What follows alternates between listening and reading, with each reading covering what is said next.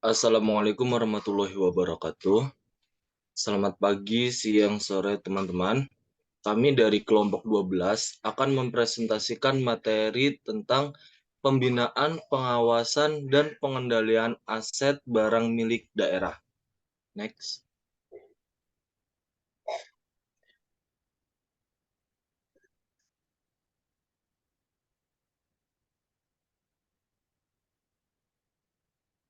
Untuk anggota kelompok kami terdiri dari rekan saya Hendra Natua, Muhammad Romzi Abdillah, Hanifatun Nisa Salsabilah, dan saya sendiri Faisal Reza.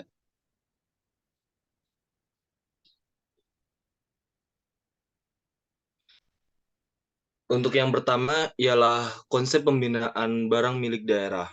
Pengertian dari pembinaan ba- pengertian dari pembinaan barang milik daerah adalah usaha atau kegiatan melalui pemberian pedoman, bimbingan, pelatihan, dan supervisi untuk menjamin kelancaran penyelenggaraan pengelolaan BMD secara daya guna dan berhasil guna.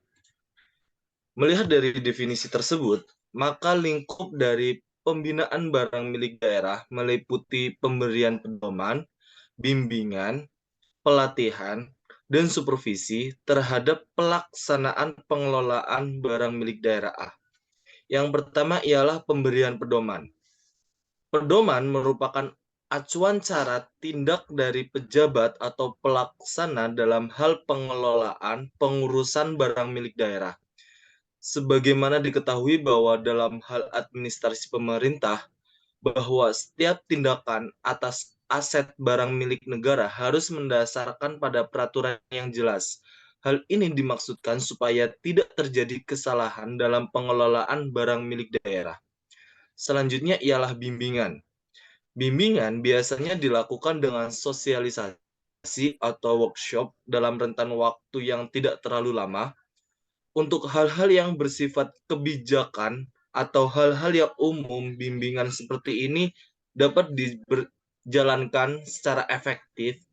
Namun untuk hal-hal yang bersifat teknis, maka harus dilakukan dengan pelatihan. Lalu selanjutnya ialah pelatihan.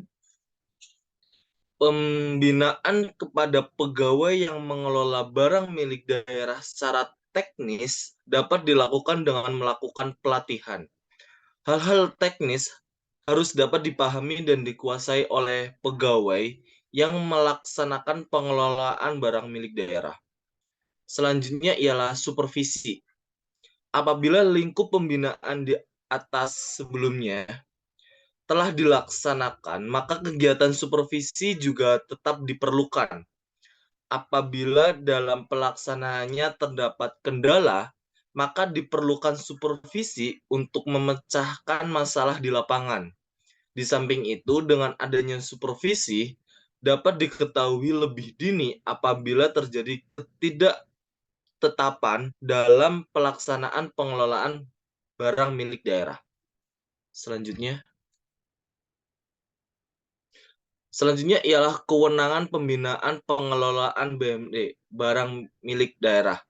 Yang pertama, sesuai dengan PP nomor 27 tahun 2014 pasal 90, bahwa untuk BMD, pembinaan dilakukan oleh Menteri Dalam Negeri dan penetapan kebijakan sesuai dengan kebijakan umum BMD.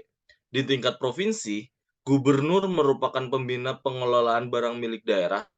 Berkaitan dengan hal tersebut, maka gubernur menetapkan perda tentang pedoman pengelolaan barang milik daerah pada provinsi yang dipimpinnya. Demikian juga di tingkat kabupaten atau kota. Para bupati atau wali kota melakukan pembinaan dengan menetapkan perda tentang pedoman pengelolaan barang milik daerah pada kabupaten atau kota yang dipimpinnya. Selanjutnya ialah PP nomor 6 tahun 2006 menyatakan bahwa Menteri Keuangan menetapkan kebijakan umum pengelolaan barang milik daerah atau negara, sedangkan Menteri Dalam Negeri menetapkan kebijakan teknis dan melakukan pembinaan pengelolaan barang milik daerah. Lalu yang ketiga, Permendagri nomor 17 tahun 2007 pasal 82 menyatakan bahwa Menteri Dalam Negeri melakukan pembinaan pengelolaan BMD di tingkat daerah, maka kepala daerah sebagai pemegang kekuasaan pengelolaan barang milik daerah berwenang dan bertanggung jawab atas pembinaan dan pelaksanaan pengelolaan barang milik daerah. Next. Selanjutnya ini adalah konsep pengawasan dan pengendalian BMD. Ini merupakan pengertian dari pengawasan BMD dan juga pengendalian BMD. Dari pengawasan BMD, secara umum pengertian dari pengawasan ini merupakan usaha atau kegiatan untuk mengetahui dan menilai kenyataan yang sebenarnya mengenai pelaksanaan tugas dan kegiatan apakah dilakukan sesuai peraturan perundang-undangan. Yang kedua ada pengendalian BMD yaitu sesuai dengan PP nomor 60 tahun 2008 tentang sistem pengendalian internal pemerintah menyatakan bahwa sistem pengendalian intern adalah proses yang integral pada tindakan dan kegiatan yang dilakukan secara terus-menerus oleh pimpinan dan seluruh pegawai untuk memberikan keyakinan memadai atas tercapainya tujuan organisasi melalui kegiatan yang efektif dan efisien.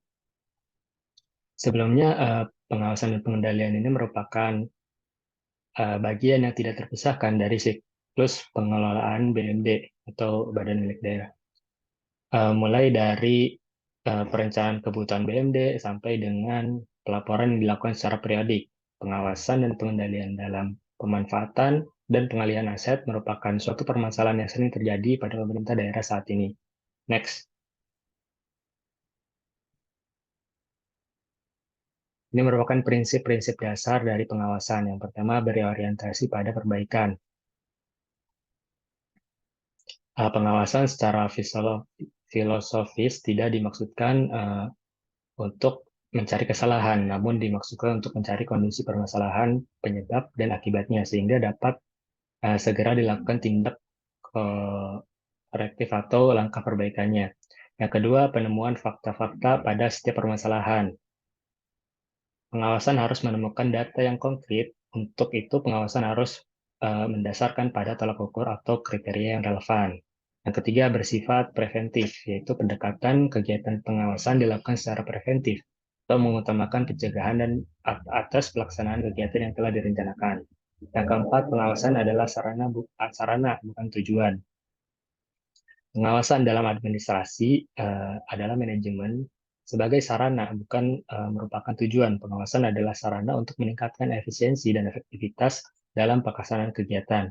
Yang kelima, pendekatan pada masa sekarang. Nah, bobot perhatian pengawasan adalah pada kegiatan yang sedang dilaksanakan, sehingga dapat dicegah terjadi penyalahgunaan yang dapat menggagalkan tujuan yang telah ditetapkan. Nah, keenam, efisiensi pelaksanaan kegiatan pengawasan.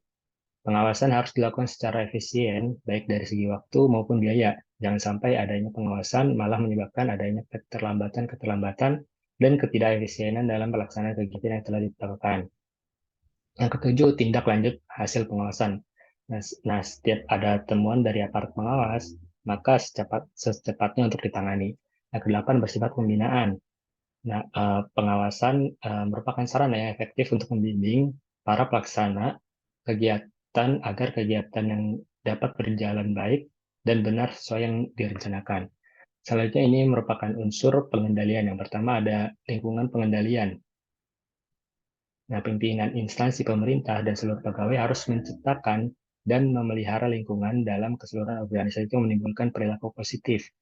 Yang kedua, penilaian resiko. Nah, pengendalian intern harus memberikan penilaian atas resiko yang dihadapi. Yang ketiga, kegiatan pengendalian yaitu kegiatan yang membantu memastikan bahwa arahan pimpinan instansi pemerintah dilaksanakan. Yang keempat, informasi dan komunikasi. Informasi ini harus dicatat dan dilaporkan kepada pimpinan instansi pemerintah dan pihak lain yang ditentukan. Informasi yang disajikan dalam suatu bentuk dan sarana tertentu serta tepat waktu sehingga memungkinkan pimpinan instansi pemerintah melaksanakan pengendalian dan tanggung jawabnya. Yang kelima, pemantauan pengendalian intern. Yang dimana harus dapat menilai kualitas kinerja dari waktu ke waktu. Next.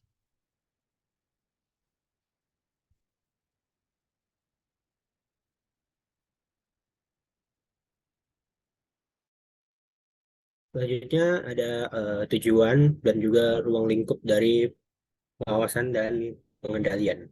Untuk tujuannya sendiri ya, tujuan utama dari adanya pengawasan dan pengendalian itu adalah untuk mencegah penyalahgunaan atau penyelewengan aset daerah. Sebagaimana yang kita tahu bahwa eh, pengelolaan aset daerah itu sendiri terjadi memiliki beberapa risiko, misalnya tindakan tidak sah ataupun melanggar aturan yang dilakukan oleh para pejabat-pejabat.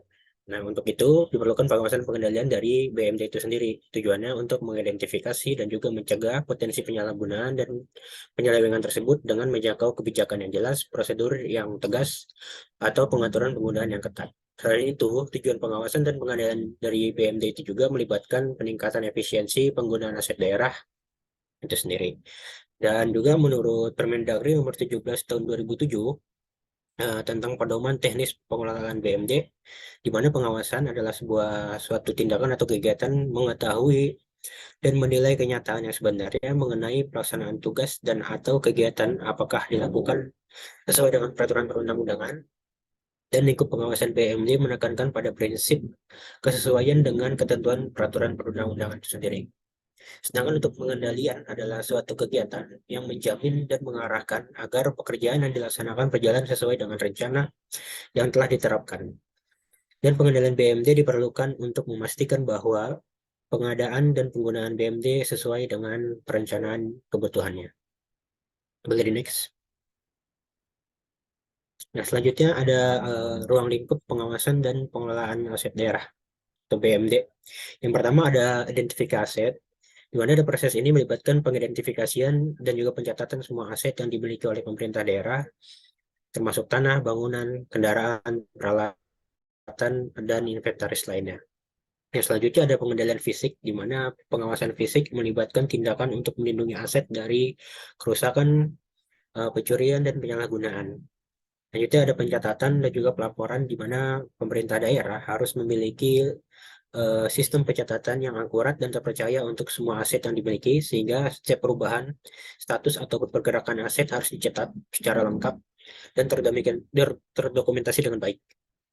Selanjutnya ada pengendalian penggunaan, di mana pengawasan dan pengendalian juga melibatkan pengaturan dan juga pengawasan terhadap penggunaan aset itu sendiri. Hal ini mencakup penentuan kebijakan penggunaan, pengawasan terhadap pemakai aset, penugasan tanggung jawab kepada individu atau unit terkait, serta pemantauan penggunaan aset secara berkala.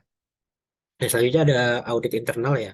Audit internal merupakan bagian penting dari pengawasan dan juga pengendalian BMD, di mana tim audit internal melakukan pemeriksaan independen terhadap sistem pengendalian internal yang mengevaluasi kepatuhan terhadap kebijakan dan prosedur yang ditetapkan, serta memberikan rekomendasi perbaikan jika ditemukan kelemahan atau pelanggaran.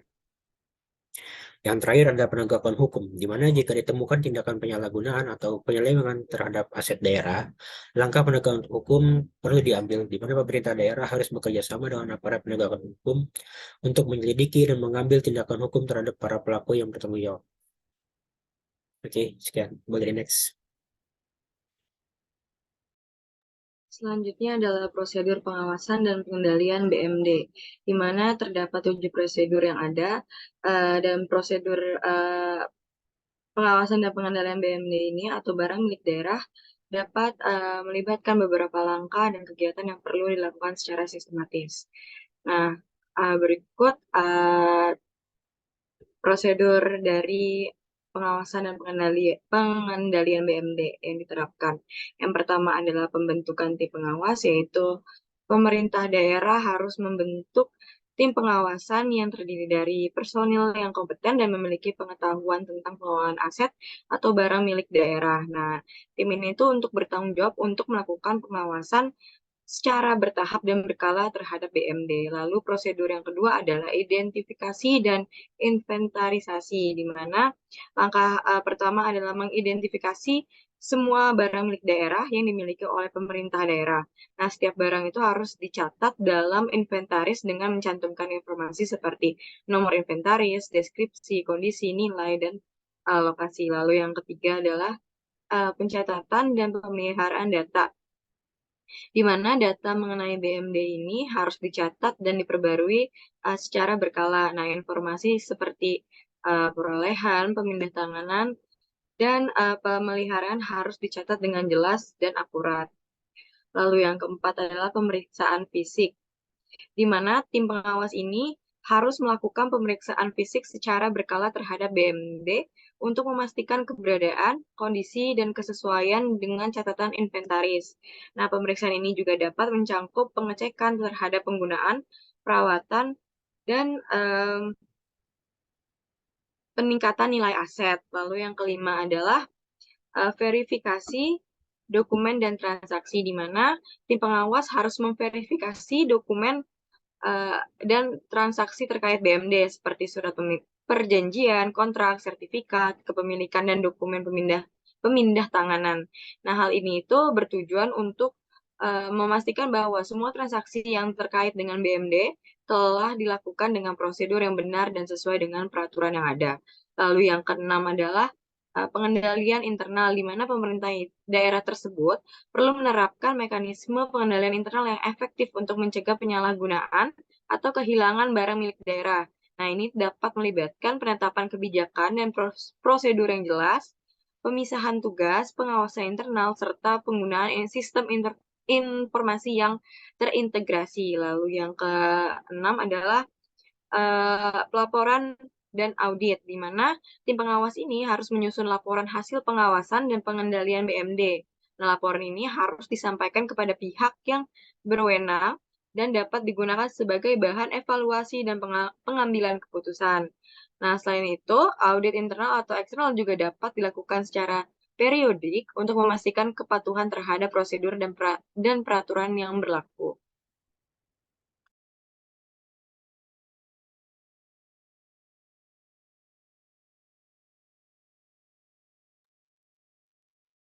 Ini merupakan studi kasus yang saya ambil dari jurnal evaluasi sistem pembinaan, pengawasan, dan pengendalian barang milik daerah pada BPK atau BMD Kota Bitung. Nah, dalam pelaksanaan pembinaan barang milik daerah di Kota Bitung sudah menerapkan peraturan yang ada di mana telah melakukan konsep pembinaan untuk level teknis, seperti pemberian pedoman, bimbingan, dan pelatihan untuk menjamin kelancaran pengelolaan barang milik daerah. Pembinaan barang milik daerah di Kota Bitung ini sesuai dengan ketentuan atau peraturan yang berlaku, di mana Dinas BPK atau BMD BPK BMD telah melakukan pembinaan lewat pemberian pedoman, bimbingan mengenai proses penatausahaan barang berupa pencatatan dan pendaftaran barang sesuai dengan kartu inventaris barang, serta kartu inventaris ruangan, serta keseluruhan mengenai pengelolaan barang mulai dari perencanaan dan penganggaran, pengadaan, penyimpanan, penggunaan, penatausahaan, pemanfaatan, pemeliharaan, penilaian, penghapusan, pemindahantanganan, pembiayaan, dan ganti rugi. Setelah itu membuat laporan yang ditindaklanjuti lewat pemeriksaan oleh inspektorat maupun BPK. Untuk pengawasan dan pengendalian barang, diberikan tanggung jawab sepenuhnya kepada Kepala SKPD sebagai penanggung jawab penggunaan barang yang bertugas dan bertanggung jawab untuk merencanakan, mengadakan, menyimpan, mendata, mengawasi, serta memelihara barang yang berada dalam lingkungan kewenangannya. Prosedur yang sudah dilakukan seperti yang pertama, pengecekan status barang untuk memastikan penggunaan barang milik daerah sudah sesuai dengan tupoksi yang berlaku. Yang kedua, pengecekan inventaris barang untuk meyakinkan bahwa fisik barang sudah sesuai dengan dokumen inventaris melalui KIB A, B, C, D, E, F. Yang ketiga, kemudian mengevaluasi penggunaan dan pemanfaatan serta pengendalian barang, di mana hasil evaluasi dibuat dalam bentuk laporan pengawasan dan pengendalian barang milik daerah. Next.